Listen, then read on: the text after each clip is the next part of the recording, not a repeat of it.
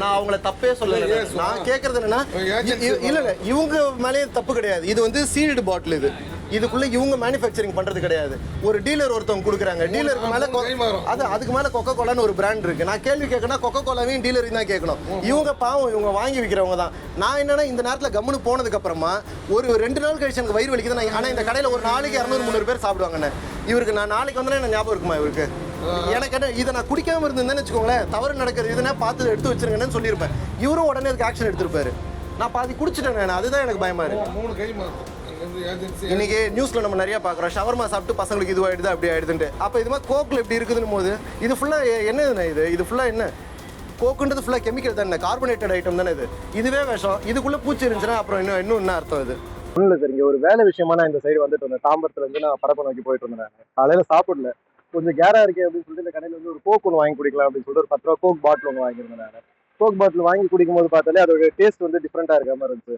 நான் என்ன டேஸ்ட் டிஃப்ரெண்டாக இருக்குது, ஏதாவது புது ஃப்ளேவர் அப்படின்னு கேட்கும்போது நார்மல் தான் எப்படி வருதுன்னு நம்மளுக்கு தெரியும் இல்லையா ரெகுலராக கோக்கோட டேஸ்ட் எப்படி இருக்கும்ட்டு. அப்புறம் பாட்டில் உள்ள பார்க்கும்போது பாட்டில் வந்து டோட்டலாக கலர் சேஞ்ச் ஆயிருக்குள்ள. உள்ள வந்து அது பூச்சியா மாவா இல்லை கெமிக்கலுக்கா வந்து கட்டியா இருக்கான்னு தெரியல. அது வந்து உள்ள ஃபுல்லாக மறந்துகிட்டு இருக்காது. அதை கேட்கும் போது வந்துட்டு இவங்க வந்து அதுக்கு அப்பாலஜிஸ் பண்ணிக்கிறாங்க.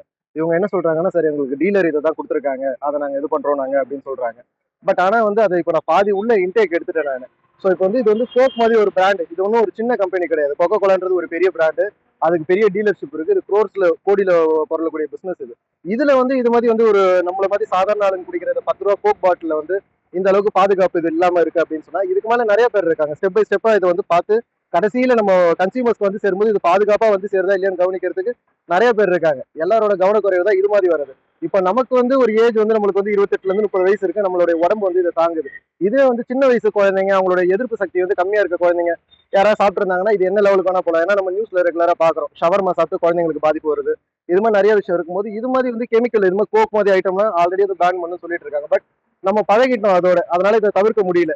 சரி, அப்படி நம்ம வந்து ஒரு 10 ரூபா கொடுத்து வாங்கி குடிக்கிறதுல வந்து இது மாதிரி ஒரு விஷயம் இருக்குன்றது வந்து சுத்தமா ஏத்துக்க முடியல நம்மளுக்கு. குடிச்ச நேரத்துல இருந்து ஏதாவது ரியாக்ஷன்? குடிச்ச நேரத்துல இருந்து நமக்கு வயிறு ஒரு மாதிரி அப்செட்டா இருக்க மாதிரி தான் ஃபீலா இருக்கு. பட் ஆனா அதை நம்ம சொன்னோம்னா வந்துட்டு இந்த இடத்துல இவங்க வந்து ஏதோ ஒரு விஷயத்துக்காக சொல்றாங்க, தவறா நினைச்சுப்பாங்க.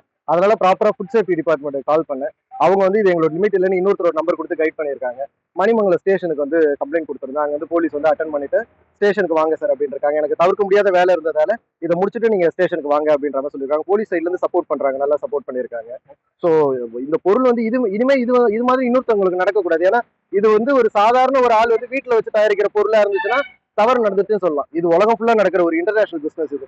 இதுல வந்து ஒரு 10 ரூபா பாட்டில நம்ம குடிக்கிறதுல வந்து இப்படி இருக்குன்னு சொல்லும் போது அதை ஏத்துக்க முடியல. அந்த பாட்டிலுக்குள்ள பார்க்கும்போது அது என்னன்னே தெரியல. அது பூச்சின்னு சொல்ல முடியல, அது கெமிக்கல் கண்டாமினேட் ஆயிருக்கான்னு தெரியல. ஏன்னா கார்பனேட்டட் ஐட்டம் அது எப்படின்னு தெரியல. அது உள்ள வந்து டோட்டலி டிஃப்ரெண்டா இருக்கு. ஸ்மெல்லு வந்து ரொம்ப ஒரு அழுகுன ஸ்மெல் மாதிரி உள்ள வருது. அது அதுல எக்ஸ்பைரி டேட் ஏதாவது பிரிண்ட் ஆயிருக்கா? நான் பார்க்கும்போது எனக்கு அதுல எக்ஸ்பைரி டேட் எதுவும் தெளிவா தெரியல எனக்கு அதுல. செய்திகளை உடனுக்குடனும் துல்லியமாகவும் தெரிந்து கொள்ள சப்ஸ்கிரைப் பண்ணுங்க.